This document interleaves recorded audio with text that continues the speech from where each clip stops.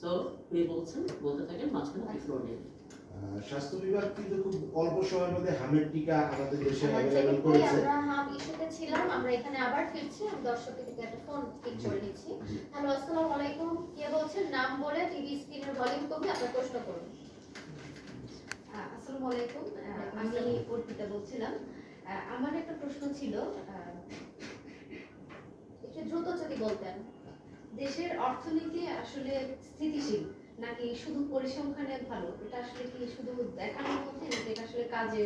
আপনি প্রশ্নটা আসলে কাকে করতে চাচ্ছেন? আমাদের এখানে দুজন বিশেষ অতিথি আছে, একটু দ্রুত যদি বলতেন।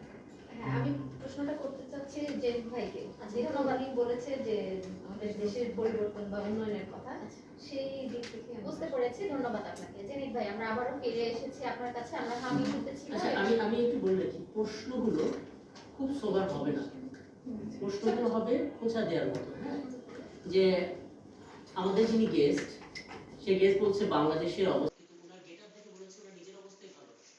একটা ফানি করছে, যেটা নিয়ে একটু বিএনপির কথা বলছেন, আওয়ামী লীগ 16 বছর ছিল, এই কথা তুলে ধরছেন আপনি, যে তার মানে কি আপনি বিএনপি এই টাইপের কিছু একটা? হ্যাঁ, মানে আপনার মাথায় আগেই সরকারি দলের কথা মাথায় আসছে, বিরোধী দলের কথা মাথায় আসছে না।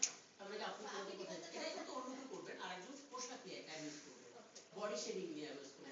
প্রেজেন্টারের কথা যে বলে যে আপনি প্রেজেন্টেশন করছেন, কিন্তু আমি দেখতে পাচ্ছি যে আপনি 3টা লাইনের ভিতরে